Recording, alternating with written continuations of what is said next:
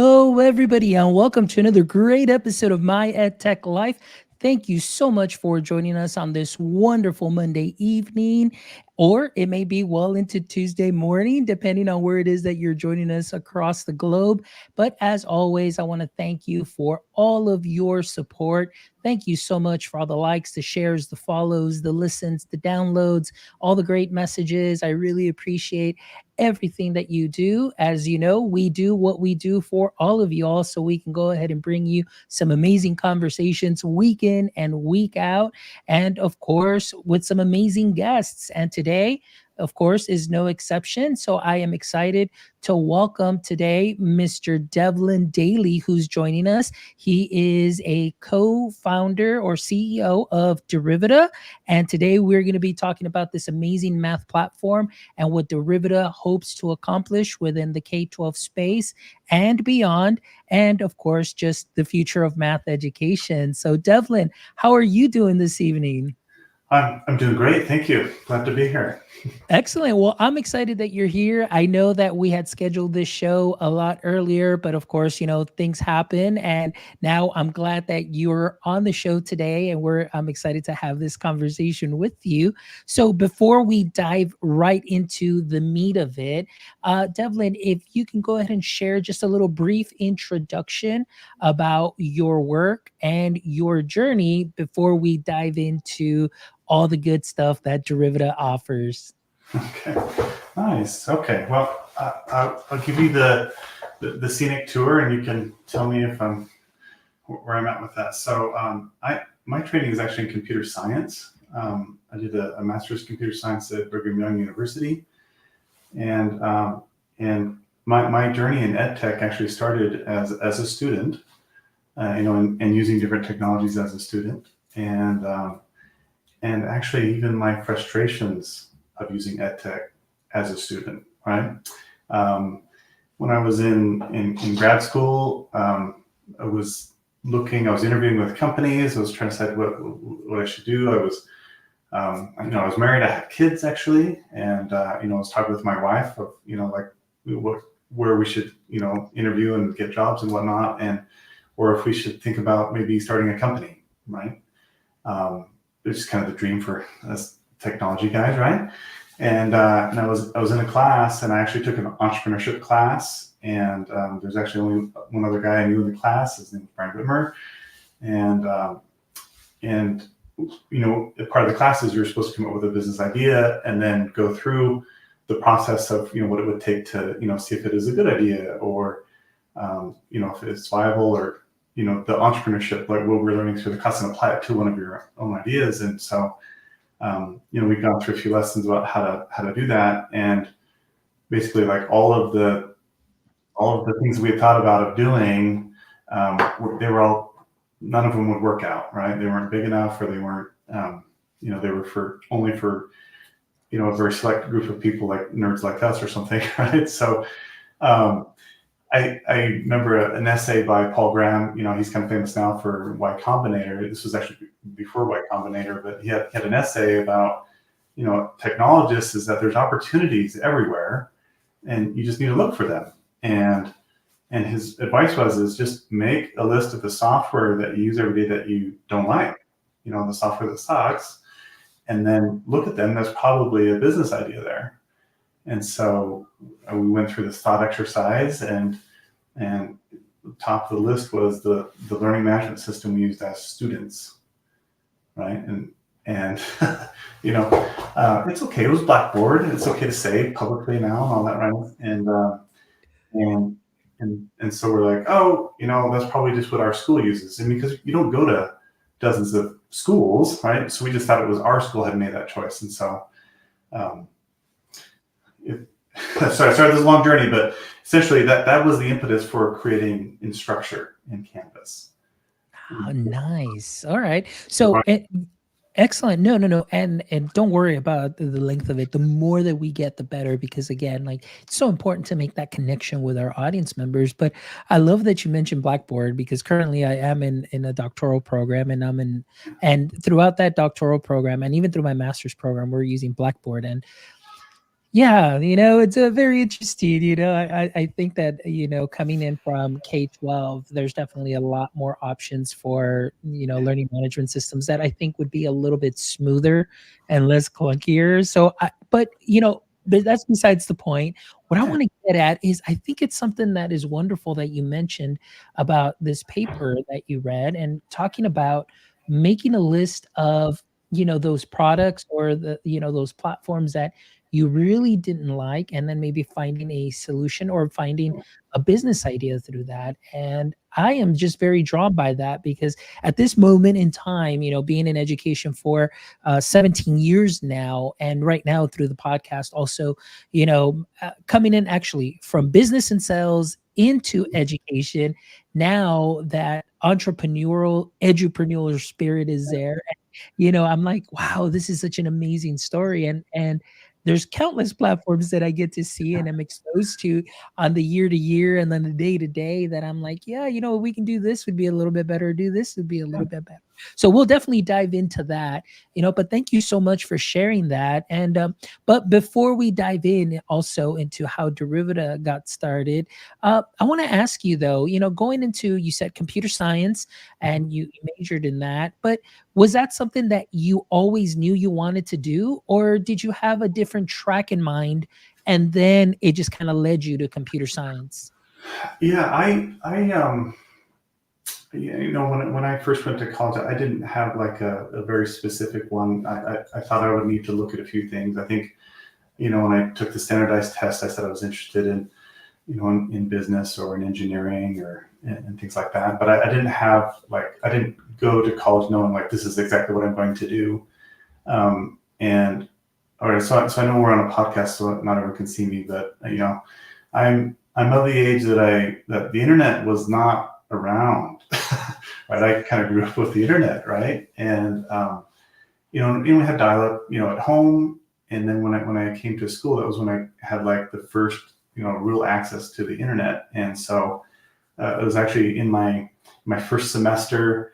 College is so fantastic. I was taking a computer science class and I was taking a country western dance class, to meet new people and whatnot. And I had a TA, and he was actually the TA for both of them. He was the TA for country dancing, and he was the TA for this computer science class. And so I'd go from dance class and we'd walk back. And so he's like, "Hey, you want to check this out?" And he took me up to the not the freshman computer labs, but upstairs to the Unix labs. And he comes up there and he's like, "Actually, you have an account." And I'm like, "What? What do you mean? Like, what is?" And so he says, "Well, yeah, you just log in here and you do this." And like, "Do you have a webpage yet?" I'm like, "What do you mean?" And so he, on a Unix machine, you actually have a home directory, you make a public HTML, you drop a file in it, and you have a website, right? And that like blew my mind. Like, wait, like anyone in, it's hard for, my kids to understand like how mind blowing that is. Of like, anyone in the world could look at this and I can control it, and I was hooked. Like that was it. It was over. Like that, and that's why like I got. That's the path I kind of chose. It's because of computer science, but is the power of the internet and what it can do, and all the things that come along with that. But yeah, that was kind of the moment of, and then That's great. I love it. Thank you so much for sharing that story. And then of course, country western dance. That's interesting. Well, uh, it was hey, you know what? For myself, going in my undergrad, it was Tai Chi. So I had Tai Chi. So that was my kinesiology credit. So, not quite country western dancing, but I can relate to one of those classes that's kind of a little out there. But hey, we just got to get the credit, right? Well, Devlin, so let's talk a little bit more. I know that you mentioned Canvas and structure and so on, but of course, the meat of the matter today is Derivatives Blueprint for modern math learning. So tell us a little bit about how Derivita came to be and what problems or challenges are you hoping to address that many math teachers or math educators may be having through the power of Derivita? yeah. Yeah, so thanks for letting me kind of talk about Canvas, because that is actually the lens of how I got here. Okay, so just a tiny bit with Canvas is that is Brian and I had some ideas of what we wanted to do, what we wanted as students. We wanted to be student champions, but then we actually went and talked to people and found out what was needed. And then kind of bringing some of the modern technology that we were learning, computer science and large scale distributed systems. I mean, like Canvas was the first learning management system that was native to the internet, right, to the web, right? That wasn't just each school running their own version of it. It's like there's one version, like we know with all the major kind of web properties of today. And so we spent actually a lot of time validating what we were building, and then actually getting feedback from people before we built things, and then and then incorporating that, and then keeping that feedback loop, as we grew as a company. Okay. And so I was out, I met with schools all the time, and we're talking about, the issues that they're having, how Canvas could help with that, or in some ways how we couldn't help with that, right? And so, I was traveling a lot actually I traveled way too much, right? But we were talking with schools, and and mostly in higher ed, and this idea kept coming up of like, what are the main problems that they had? And it was math, even colleges and universities, and it was a little surprising, because in a lot of engineering courses, like people, they AP or they skip into calculus and they go from there, and and that actually is not the path that most people follow in college. Is that and some of the stats are, like students aren't ready to take a college level math class when they go to college. It's something like 60% are not ready for it. And of the ones that are ready for it, then the pass rate is in like the mid 40 percentile, like 45% of students are ready. And so, I guess to couch that, how I look at that is that with Canvas, it's a technology, and we're at the time we were getting purchased by, like CIOs. They were just starting to, get the academic side that were actually making the decisions on that. And then as soon as you did, it's like the big problems they're having was math, right? The students weren't completing math. They were taking out loans. They were, working through school, and then like, well, college is not for me because I can't pass this math class. And then they would drop and have loans without any better, ability to, to earn in their careers from it because they hadn't finished their degree. And so looking at that, it's like, well, is there technology that can come and help with this? And so Canvas designed Canvas to be like a great solution. We used to call it like the 80% solution. Is that what we did is that in Canvas is we weren't trying to be the best at every possible thing that we did, because we have discussion boards and assignment tools and, and portfolios and everything. But what it was is that it would work really well with each other, and you could basically use it without a whole lot of training. Right? It had to be so simple to use, but like power users, like they would need something much more, that could go deeper or more capable or something, and that's why we did a platform play at Canvas. So the idea is like we didn't have to be the best at everything, but we were cohesive and worked so well together, and that somebody else could plug in and go really, really deep in a topic. And so when I, finding with these schools and talking about like, the things that they needed for math, is I was expecting somebody to come into Canvas and go really, really deep with math and plug that into Canvas, and it never happened. That actually was the impetus for creating Derivita. Is I was seeing like there's these problems, there's these needs, there's these things that we need to help, to complete everything. It's not just about math majors. It's about math as a tool, to be good citizens, to get your degrees, and to, that all the things that happen good from education, and math is a component of that, but it is the stumbling block. So I thought if there was anything left where you could actually improve math completion, you could actually turn the needle on college completion, right? And so it's like, well, that's the thing that I think I could help with, right? And so so then going back to like to Derivita is, well, instead of just like copying what was there, is actually looking as like, well, what is there and why isn't it enough? Okay, and so looked at in higher ed, it's all the publishers, and they started out with textbooks, and then they went to like these little course codes and these little quiz engines, and found out essentially is that they were doing math content and questions for people to practice and do their homeworks, and the formative assessment we call, like where they're actively learning the topic, but they were using something that didn't understand what was being taught. So, and I guess this is like kind of the part is it Canvas actually falls under this category too, is that you have a multiple choice question, and the question doesn't know if it's asking a history question, it doesn't know if it's asking a math question, it just knows like ABC. We're going to fill in the blank, it just knows like, well, is the student going to give me a piece of text that matches what I'm looking for, right? And it doesn't understand that in math, it's like, I might do something like x divided by 2, but if the question is looking for 1/2 x, then those don't match as a piece of text. But if it understood the math that was being taught, it would be like, no, you're doing it right, okay?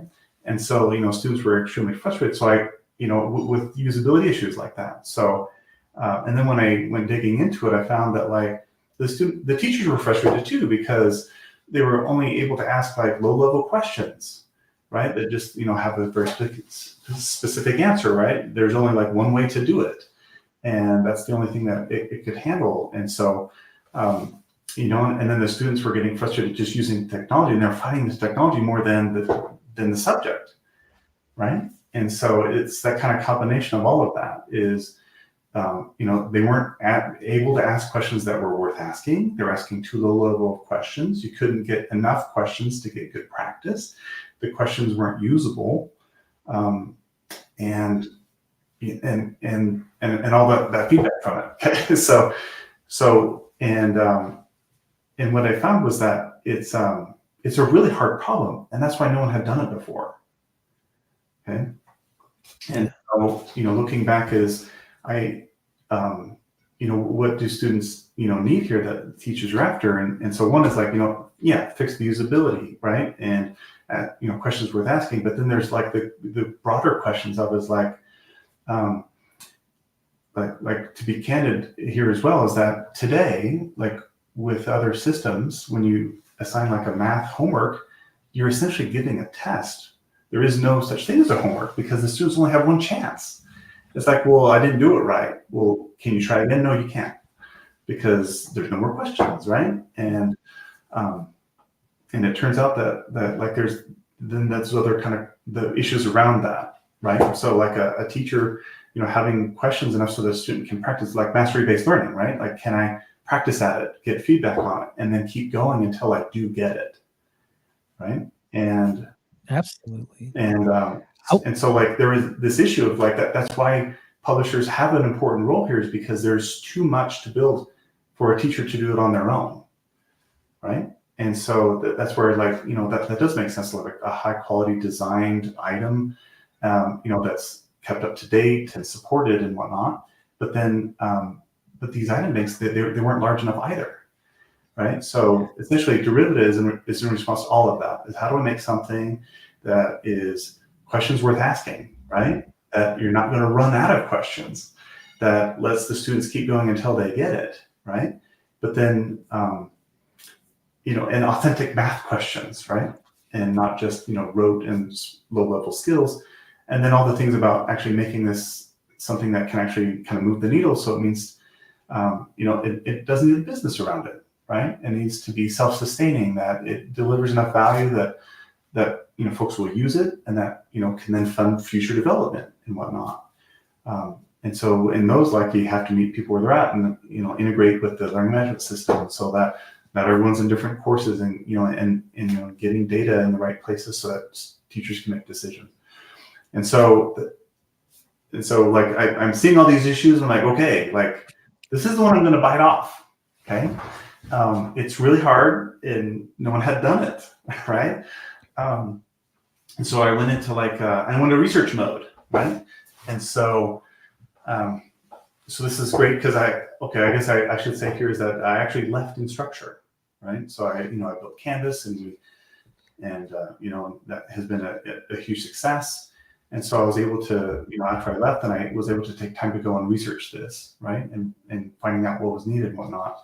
And so it was just, okay, so like to give you a little example, like it was really hard to understand why people didn't do it. Okay, so I'll tell you like what's hard about it. Okay, is it is basically a language. Now, in computers, we have languages for programming, but there are a lot of assumptions that these languages make that aren't good assumptions, assumptions for math. So a quick example is like like when you do like 2 + 3 or something in a programming language, it will automatically simplify that immediately because it thinks that you're trying to do a calculation.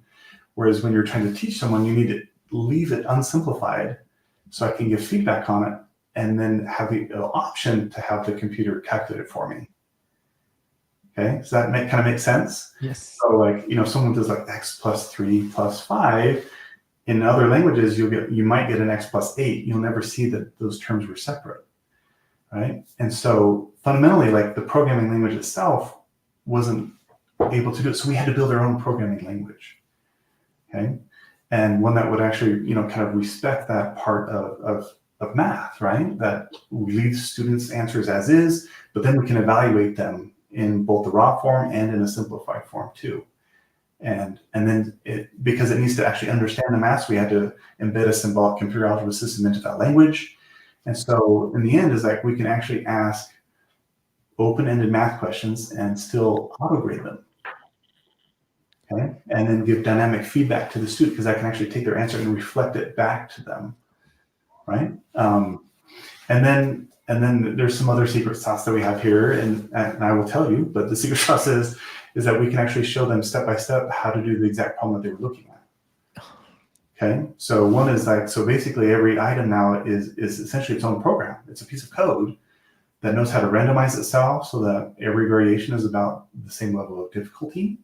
And then it gives dynamic feedback on the student to like, it's not just like a hint, like think about this as like, it's targeted. We can say like, that coefficient is not right and give a very specific, feedback on that. And then after, if they're not getting it or whatnot, then we actually show them, okay, this is actually one way that you could have done it and how to think about that. And then immediately it says, try again. It's not like, well, you're done, right? It's try again and try a similar problem. And then it re-randomizes and goes again. So the students can keep going. So they never run out of items, right? And so it's like, the ultimate in mastery-based learning, right? Informative assessment is that you have to do that. And now to get enough items, even with those items, like it's a complicated type. And so we actually had to build tools so that our team could build those questions much faster than has ever been been made, right? So like essentially like everyone else had like one or two advanced question types. We had to make that the default question type. So every question had to be that advanced. And so in order to do that, we had to build our own integrated development environment. So with our, that leverages our language so that, it'll help with the randomization and that, and you had to types of math and you had to go really, we had to build tools. Otherwise it would have been impossible to build enough content to do it. Wow. So it's like, in the end though, this is what's amazing is the idea is at the end, students don't even know that all that infrastructure is there. Is that they just are, interfacing directly with the topic, what they're trying to learn. Technology is getting out of the way. They're working out the solutions on paper is actually the ideal, because that's a tool for them. And then because we found that having them show step by step, we can only do that a few times because it's too slow. It's too onerous for the student. They're finding the technology more. So it's like, let's take the answer and actually do really, really intelligent things with that and only break down into step by step if we absolutely need to, right? And so to a student, it's almost transparent. Is they just they put in their answers.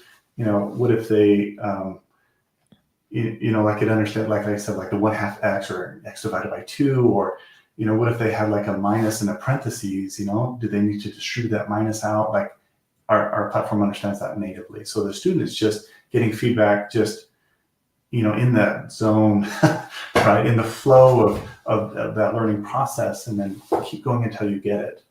And then, but then surfacing that information to their teacher, right? Which we think is the biggest asset that student has. Right? So, I don't know.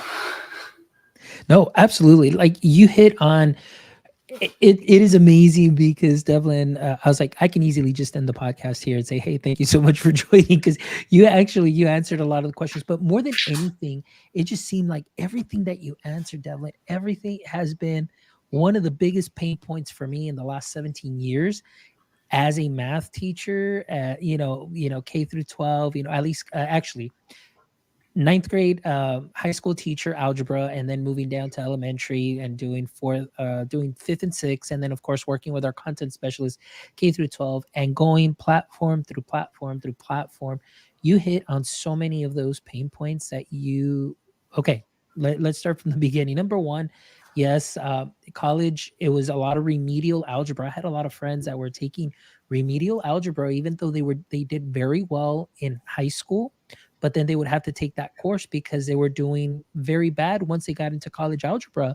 There Yeah. was like a huge disconnect. So I hear you, but back in the day here at our university, we didn't really have like any kind of computer system. It's like you show up to a 45-minute class that you're still paying full tuition for, just so you can get that remedial, and then you just, hey, as long as you get 100 in the class, then you're out. And so then you're losing kind of money and of course Yeah. that tuition, and then just so you can get into college algebra, and then you move on from there.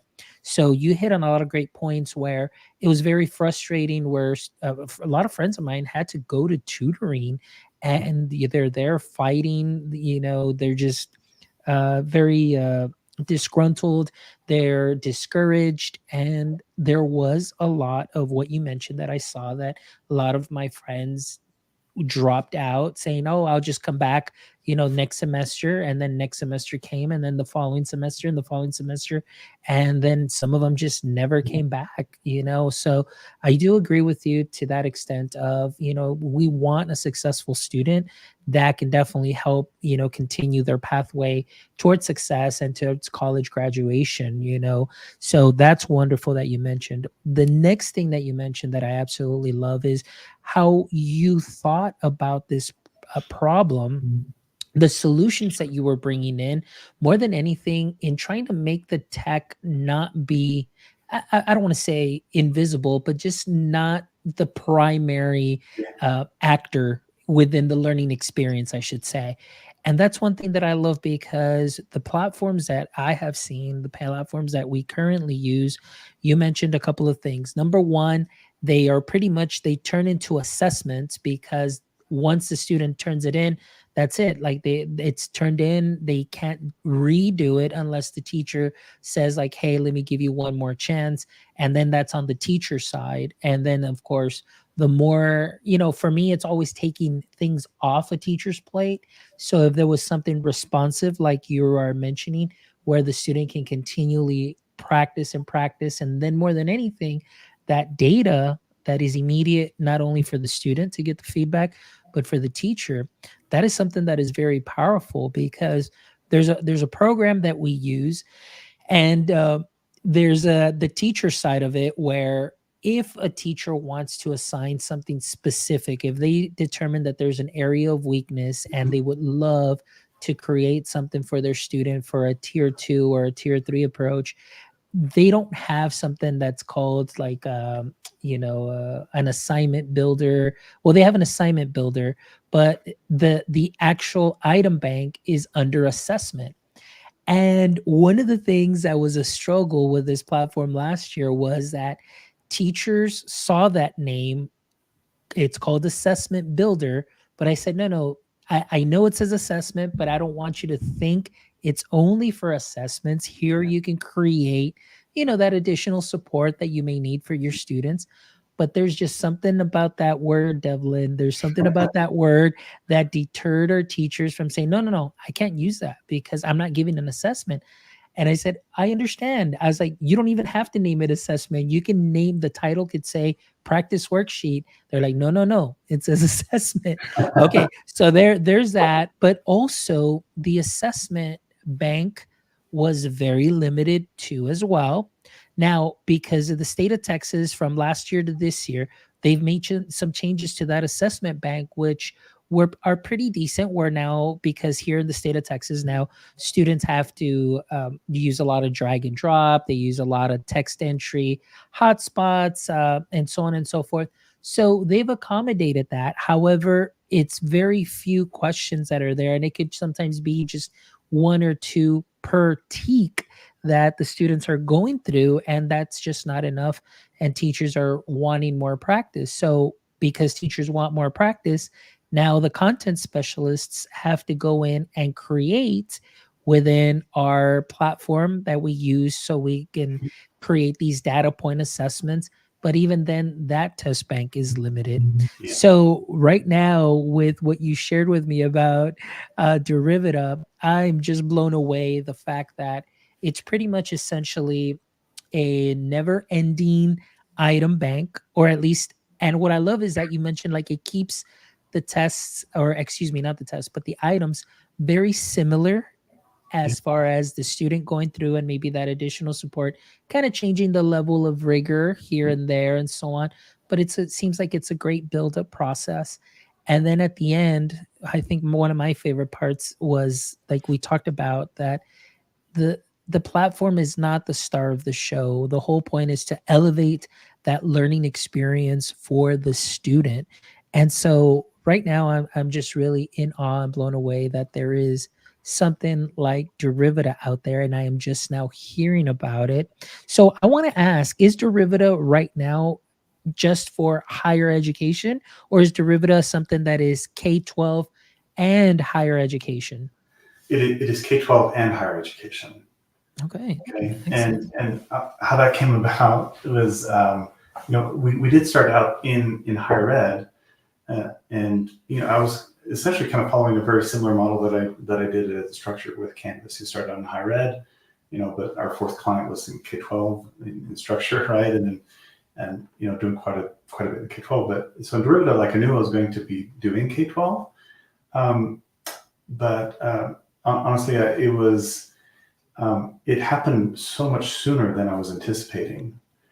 And it turns out that like a lot of the things that we were making, um, I wasn't sure how applicable it was going to be in K-12, and it turns out like we made like all the right decisions.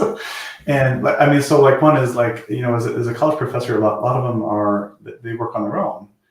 And so we needed a very simple and a very, very quick way for them to configure it inside their learning management system.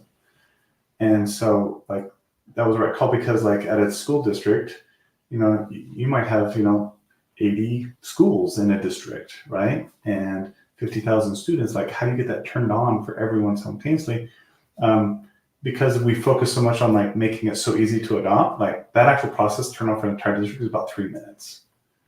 You turn it on once and it's on for everybody, right? And that's like, and that integration is like, it's deep, right? We get, rosters and student names. We get, the assignments. We actually let you build assignments and formatives right within your LMS.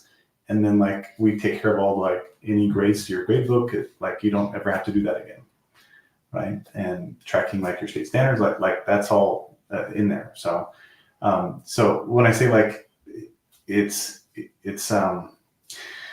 okay, there are a couple of things. I'll pick a few, right? We started in higher ed, but then K-12 is we actually, there was this thing that happened with COVID where people were just, grabbing, they just needed anything.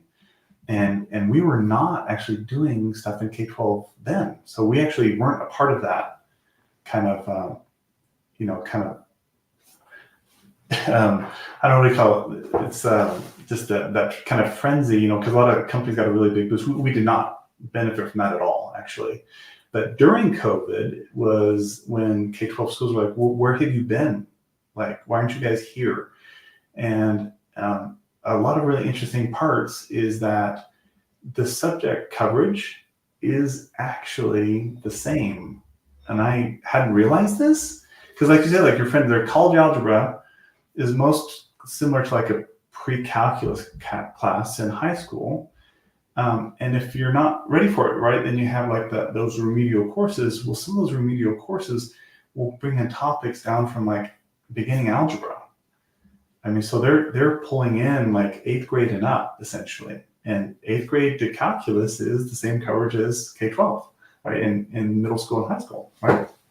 And so we found that we were actually much more prepared for K-12 than we had realized. And okay, I'm going to say something controversial. It's okay, right? I worked with some of the elite universities in the world, and I will say I love them. They're amazing, but a lot of them, their students aren't coming in at like the college algebras either. So the math education is they're not the forefront or doing the most innovative parts in math learning and math education. I find that even in higher ed, it's the community colleges and the 2-year schools that are doing the most innovation in there. And I find that it's even more innovation in K-12, right? Because a lot of times, in higher ed, the math is just a requirement to go do something else, where in K-12 it is one of the main events, right? And everyone takes a math class every year, right? And so I find the pace of innovation and we're like, we'll build things in K-12, and like we find out like everyone wants it, even in the colleges want it, right? So I say we do both, but we are primarily K-12 now. It has grown so much. It's to the point of like 90% of our business is in K-12. Okay, so you're asking about that. Is it K-12? Is it higher ed? It is both, and which is nice, because we actually, we even have a partner. We're working in elementary, right, in K-5 with the Math Learning Center and the Bridges curriculum, and then we have middle school and up with the Derivita courseware, right? And Nice. And there's no limit, right? So we have some schools that are teaching Calc 2, even Calc 3. Well, we have questions for those, and go with it. Okay. Excellent. Well, that's good to hear. Now, let me ask you, okay, so since you are working with a lot of districts, do you really take into account and work with, and the only reason I ask this is because many platforms that are out there that work math, I won't mention any of their names because we use them, but sometimes they're not standards aligned. And one thing that I have learned about working in education here for 17 years in Texas is if you're not standards aligned, you're not going to get your foot in the door at a district, because that's the thing that they look for. So, and I'm just asking and throwing it out there, as far as Texas is concerned, would Derivita be something that could definitely be a solution for a district to be based on your offerings? Do you have standards aligned curriculum for this state? Yes, the answer is absolutely right, and it's not just Texas either. It's all the different state standards. Then we align with that, and so it like you say, it is okay. So part of Derivita is that we are problem solvers, right? And so we look at what are the issues that math teachers have, right? Like, I need more questions. I need more practice. I need information, right? And all those things. And so we're essentially, Derivita is response to solve those issues. And like you say, is like if you're at a district level and they need like state standards and alignments, like TEKS or in other states, we have solved that, and we've solved that in a very elegant way. Right, so that it's not a bunch of effort. It's easy to use. It just it just works and gets out of the way, so you can do the things you need to do. And the things that sometimes it's like there is the like, well, you have to do this and check the box to get in, but it's also like, why is the district asking about this? And it's because actually standards is a way of mastery-based learning, right? You're saying like, this is what you should know, and like keep going until you get it, right? And this is where you can be at, right? And it's appropriate for the grade level and for the students, and that mentality is exactly is right in line. That's great education, right? And then how do you get a high quality curriculum? So like Derivita does not make the curriculum. Okay, so I guess that's part of the thing to differentiate here is that curriculum, and I guess this is to kind of go back to what I said earlier is. Like Canvas is a technology only, right? Like it lets you build a quiz, but you have to make each question yourself. It lets you put content, but you have to write the content and make it, and it will deliver it for you. And on the other side, you have like a curriculum that could be paper-based, or it could be digital and it's just content. And then in the middle is like what I call courseware. And that is, it has a little mix of content and it has a mix of technology. And the best kind of courseware is if that technology understands the content that it's actually teaching or assessing. Okay. And so that's where Derivita falls.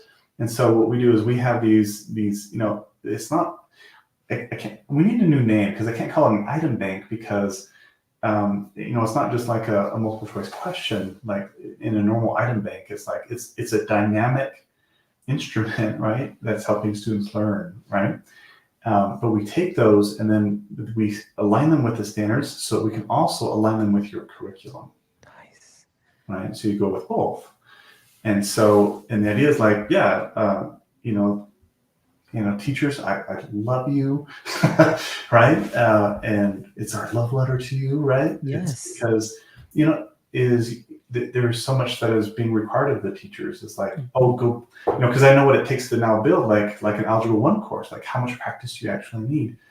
And you actually need, for a year-long course, between, like 12,000 items, even the ones that auto-generate, right? And with different randomizations, just so that, like you said, it's not like one question on the standard. It's like, can I get a few standards?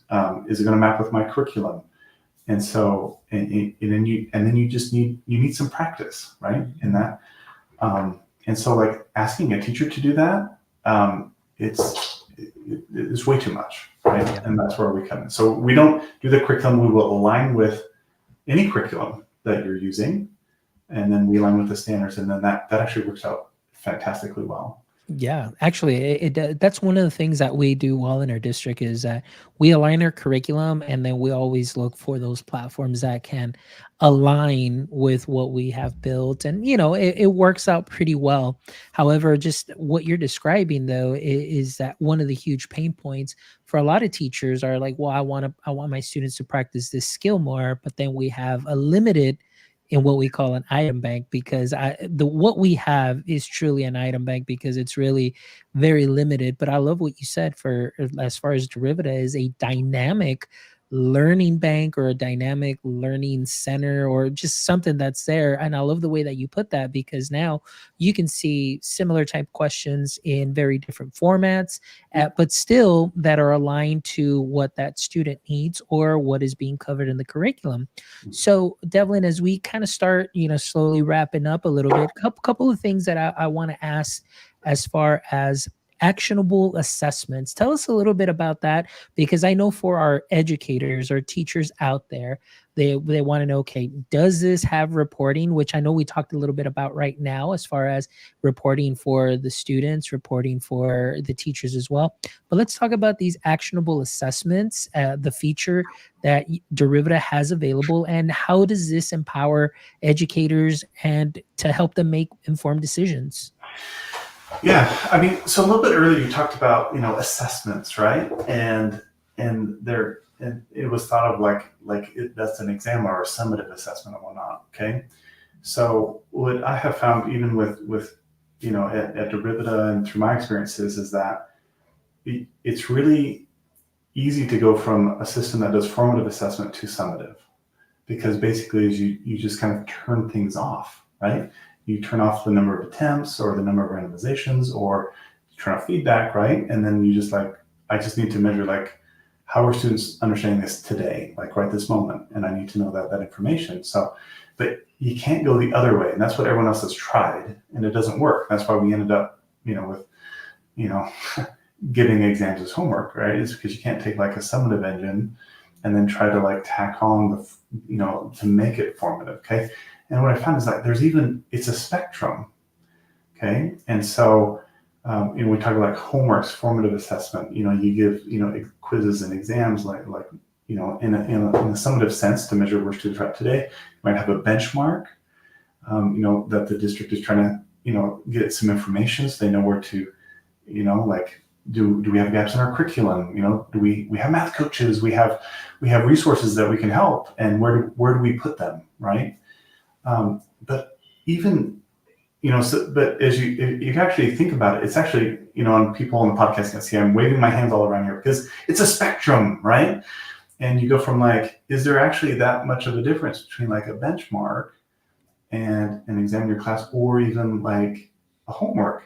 Well, they're a little bit different, right? But they all should be giving that information. But if they're all standards aligned, if they're on target, you're aligned with the curriculum, all those things is like they shouldn't be that different. It's just what is the frequency and whatnot you're giving it. And even to the other side of it is what about when you're in class and and you look and it's not like, well, yeah, everyone got like an 80% on the homework last night. Okay, I guess it's good to go. It's like, or did everyone have an issue with question 3 and that there's an area in coverage and you just don't know it, right? And we could just talk about it, right as we're in the learning piece of it. So what I found is that with Derivita is that we're actually trying to when we say assessment, we actually mean the entire spectrum. And so, I talked a lot about today about, homeworks, right? And that formative assessment, and then we have exams, right? So you can do summative. And the actionable assessments is kind of some things we talk about, like we can deliver benchmarks, but we also go the other way completely, is even in class to have something ephemeral, like a classroom response, we call ours spot check. Okay, so literally when you give any assessment, whether that be a homework or a benchmark, and you use that as a learning activity with your students, you can see the question and then push that question to every student's device in real time. And then as students are responding to it, it shows up on the projector or on your computer in real time, without names, without saying if they're right or wrong. So you can actually have productive math discussions in your classroom. But it's low friction. You've already decided that these questions were worth asking because you put them on a homework, and you literally click one button and you're engaged in a math discussion in your classroom. And so when we say actionable assessments, we're actually talking about that whole thing. Okay, is I give a homework, and now we reflect back okay, these are parts or areas of uncoverage, or problems that students struggled with, and then what are you going to do about it? What's the action? And so, one is you could incorporate it into a spiral review, or you could go the other way and let's talk about it right this second and do it in class, right? Take action about, with that assessment, right? But thinking about assessment in that broad sense of, very formative, very, very early, right? And then, and if you look at it with that lens, that everything is on the spectrum, and that a single platform could actually go all the way from in class, tying your curriculum to your in-class instruction, to your homework, quizzes, exams, to your formative assessment, your summative assessment, all the way into your benchmarks. And a single platform tying all those together is that they really should be just different views of the same thing, right? And benchmarks don't typically work because it's a system that you don't use it. So why don't you use a system that's used every single day? And that's what you use to deliver a benchmark. And then you can actually get data that's you get worthwhile data. You actually get real data, right? And then and so we surface that data. So when we say actionable assessments is that we're actually kicking off an incredible amount of the right useful data. So what I mean by that, sorry, we're getting close here, is the data itself, but then because you're asking an open-ended question, like a multiple choice question is everyone, they chose the wrong answer and it was C, is well, you don't know why. But if you say give me a function, any function that is linear or that has a positive slope, and we can still auto-assess that, but then after the fact, you can see, well, what did the students what were the misconceptions? Because we actually have their answer is not the translation of their answer into ABCD. Right. And then what do you do about it? Right.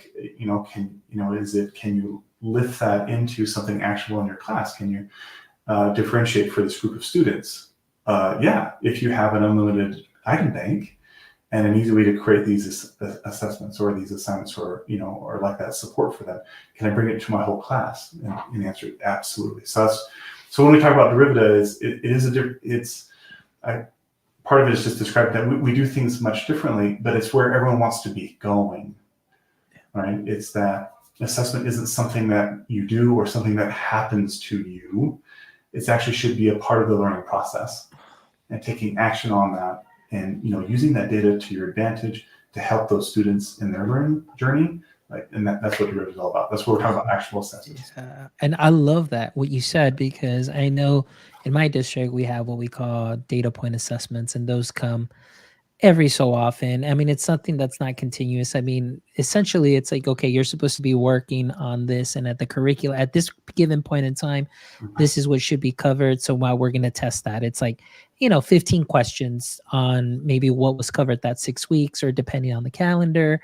And then, of course, it comes, every so often. And then there's the benchmarks. But I feel like there's oftentimes a disconnect in that, because the benchmark is more to look like the state exam, as opposed to just something like you mentioned. Its assessment should be something that it doesn't happen to you. It's something that you do continually, and working on that. So this sets the students up for a whole other level of pressure. Even though it's a benchmark, they're already feeling that panic, because you're shutting everything down and making it seem like it's a state exam. So I really love this approach, the way that you're talking about this, and the fact that you offer the dynamic questions, and and everything can be tailored to the curriculum that we have, as far as lining that up. And that's something that is important. And my last question to you before we wrap up with our final three questions is, and many educators out there may be wanting to know, does Derivita offer language supports for various languages at this time? Okay, that's a good question. This question is actually more controversial than I was expecting, right? Because a lot of different districts feel very strongly about it, because partly it is the state exams, right? Is the state exam going to be offered in a different language? And so there's like, you know, there's this kind of internal struggle with that. Like, do we help students like where they're at, right, and learn the material regardless of what language they speak? But is that going to prepare them for like things of how like the school's going to be evaluated later on the state exam?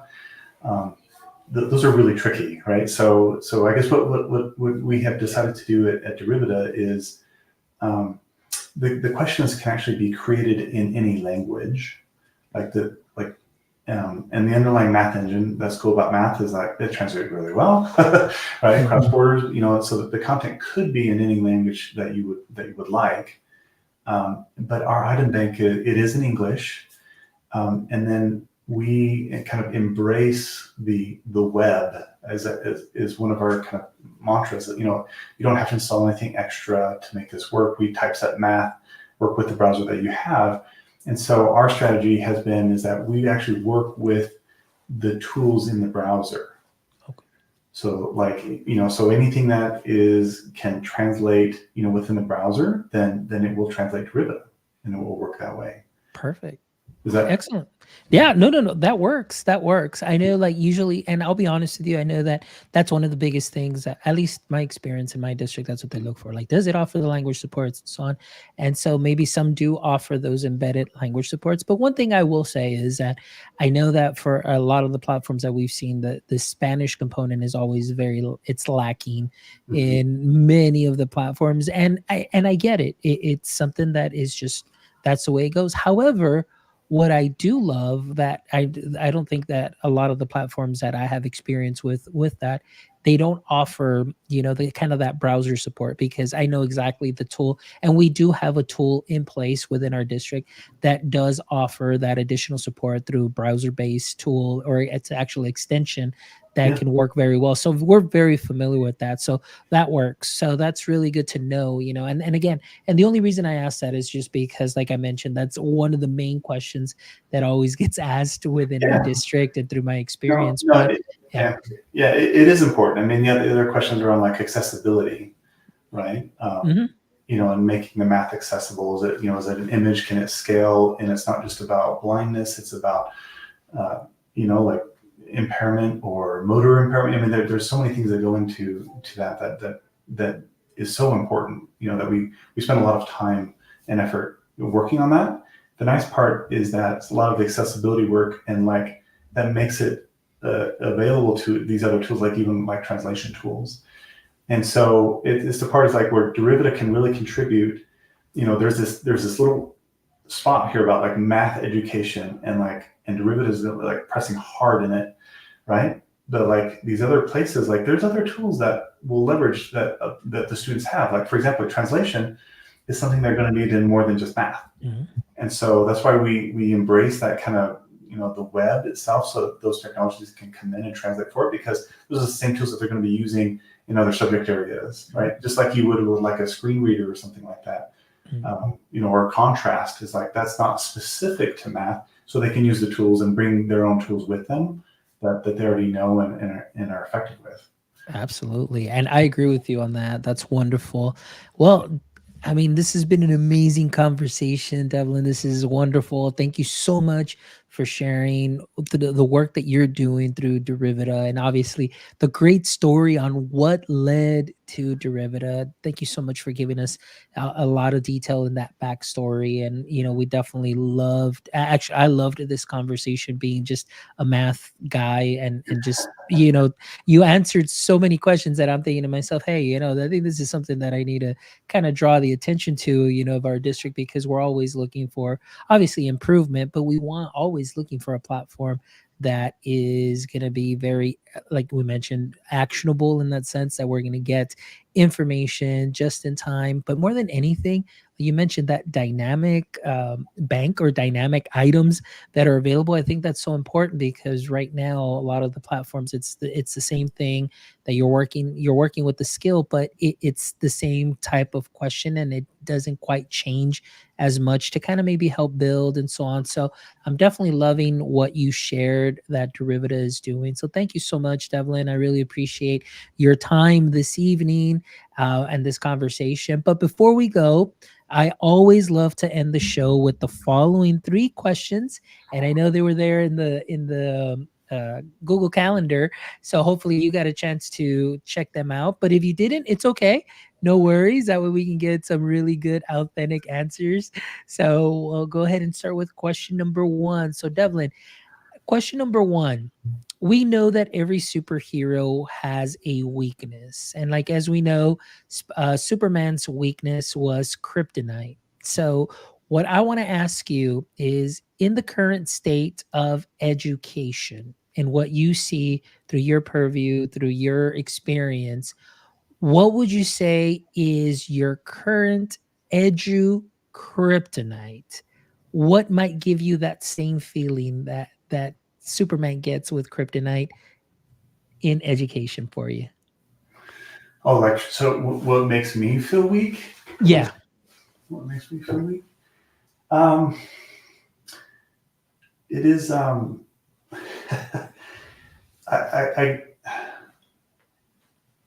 I should have been better prepared with your questions. I knew they were coming, but I guess the weakness is it's still. I guess it's still like when I see teachers and the technology is not helping them, and or that they're, and I see that as well, like with derivatives, like I go and watch people and I make sure, like, ooh, that's not. I'm definitely not like thinking that derivative solves all math problems, right? I think it's a tool that the teacher uses, and when it's not appropriate, then not to use it. So, but I guess I guess my weakness is seeing that where the technology is actually making a teacher's job harder. Yeah, absolutely. That's a great answer. That's wonderful, because I think there is such a thing as tech burden or tech overload. And with after COVID, when all platforms were giving everything away, I mean, you've got educators that were just hooked on these apps. And then now there's so many that do the same thing, or, sometimes there's a duplication of efforts and they do the same thing, but then that one's got the one new button. But then it's like, well, does it really help your pedagogy? Or is it just because you just want to use it? So, there's a lot of stuff out there. So I completely know where you're coming from. All right. So, Devlin, question number two. All right. Question number two is the following. If you could have a billboard with anything on it, what would it be and why? It's a good question. On a billboard, I don't know. I would either put, like, I have math technology will travel, either that or just teachers, we love you. I don't know, because I guess the part I didn't mention earlier is that I'm a father of five, and I still have kids, at all levels in school, and I just and education, that's one of the great things about education and technology is like, because it is contributing good in every way. And I just am appreciative of teachers in our education system in general. I'm perpetually blown away and so grateful and personally grateful for it. So Love it. Great. Thank you so much for sharing that. And that's definitely a great message for teachers. So thank you so much. All right. And the last question, Devlin, is if you had to write a book tomorrow, what would it be about? write a book tomorrow? Yeah. Um, I guess well, I'm supposed to be talking because it's a podcast. You're not supposed to be quiet. But if I had to write a book tomorrow, I guess it would be interesting. Is I have um, maybe I think it would be about education technology. I guess I don't know if it's boring that way, but I think that there is so many kind of interesting things and trade-offs that you have to make and learnings that you do, because it's not just about the technology. It's not just about the pedagogy. It's not just about like how decisions are made within schools, and even how like budgets work and how to build a company around it. But it's all of them simultaneously. And so I think sometimes, like on the academic side, they don't realize how like the challenges unique to like building a company in the space and vice versa. And by being able to like having been in both worlds and both sides, it's like, um, yeah, I think I don't know. I find it interesting. Yeah. Nope, that's great. That's a great topic. I love it. I would definitely buy that book because like I said, I'm always looking to learn, and especially just with your journey and just this evening with everything that you've shared, I've definitely picked up some great knowledge nuggets, not only for myself, but I know that a lot of our audience members definitely found some gems here that they're going to sprinkle onto what they are already doing great. And obviously, also, everybody's going to go check out Derivita and just to see what that is all about. So, guys, thank you so much again for all of your support. Devlin, thank you so much for being here again. Wonderful conversation. I'm glad that we were able to make this happen. And really, honestly, just thank you just so much for being very genuine and just being very forward with your answers and just letting us know really just your passion. I mean, this is something that was very well thought out. And sometimes, like I mentioned to you, through my experience, what I have seen out there, it just seems like it's something that was either piecemealed or it was just kind of put together, or it was put together well and then it got bought out, and then after that it kind of didn't turn out to be what it used to be. And there's all of that out there, but I loved how you described Derivita in such a way, all the way from where it started to where it is now, the supports that are there. And it just seems like it's something that is very solid and very useful. So, like I mentioned to you, it's definitely something that I'm going to be checking out more of and diving into more. So, thank you so much for your time this evening. And again, a wonderful conversation. And for all our audience members, thank you so much. Those of you that were joining us on the live, or those of you that are going to check this out on the replay, thank you as always for making My EdTech Life what it is today. We really appreciate all of your support. And I ask that you visit our website at myedtech.life, where you can check out this amazing episode and the other 244 wonderful episodes with educators, creators, entrepreneurs, founders, CEOs. We've got shows for everybody, and I guarantee that you'll definitely take some gems with you that you can go ahead and sprinkle onto what you're already doing great, and definitely sharpen that teacher tool belt. So again, as always, visit our website at myedtech.life. And if you would love to support our mission, visit our merch store, guys. Pick yourself up a sweater, a hat, all of that goes back to our show so we can bring you these amazing conversations week in and week out. So thank you as always from the bottom of my heart. And my friends, don't forget, until next time, stay techie.